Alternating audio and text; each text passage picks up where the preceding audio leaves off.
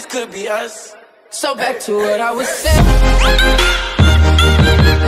Could be us. Takže čau.